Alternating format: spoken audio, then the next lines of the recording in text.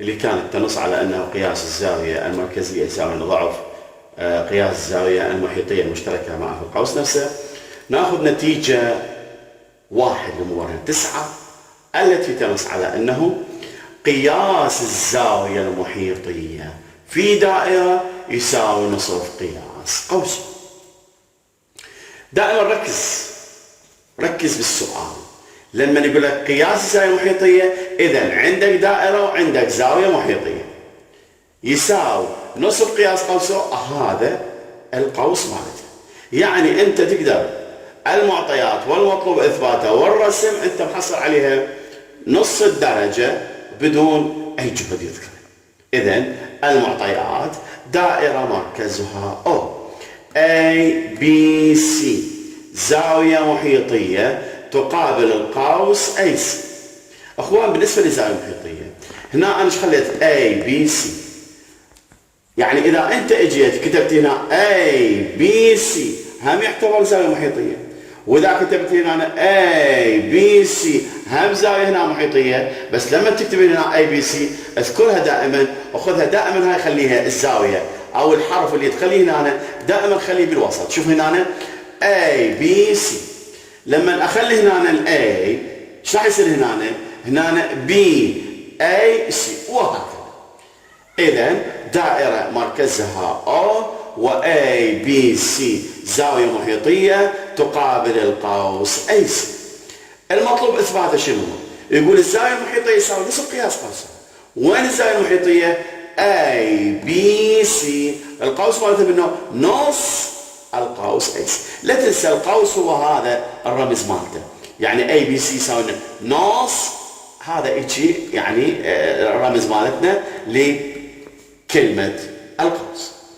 العمل والبرهان. شوف هنا ما موصلين، احنا راح اوصل ناصل OA و OC وصلناهم. صار عندنا لما وصلناهم مروا بالمركز، اذا AOC ايش راح اسميها مثل ما ذكرناها قبل؟ راح اسميها زاوية مركزية. اذا ايش راح احصل؟ راح احصل على AOC يساوي القوس AC. السبب شنو هو؟ قياس الزاوية المركزية يساوي قياس قوسها. بصراحة هذه معلومة لازم انت تحفظها، يعني قياس الزاوية المركزية يساوي قياس قوسها، ولكن قياس الزاوية المحيطية نصف قوسها. إذا هذه لما آخذها أسميها قياس الزاوية المركزية يساوي قياس قوسها. وأيضا نفس الزاوية اللي هي مركزية AOC شو يساوي لنا؟ يساوي لنا ضعف قياس ABC اللي هي المركزية ضعف المحيطية. هنا السبب شنو هو؟ مبرهنة 9.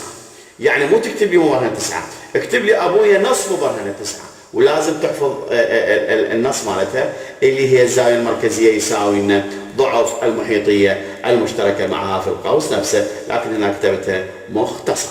إذا نرجع، ال AOC اللي هي مركزية يساوي لنا القوس مالتها ال AC، وأيضا AOC يساوي لنا ضعفها.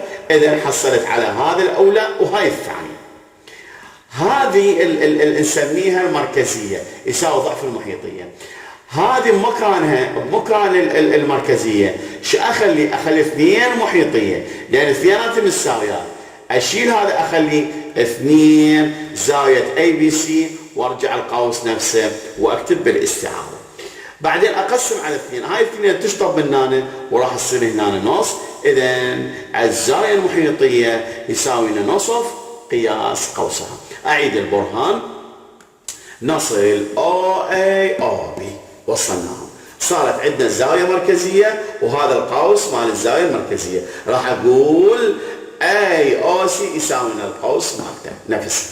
وارجع مرة ثانية، AOC بالنسبة لزاوية ABC حسب مبرهنة 9 يساوي لنا ضعفه.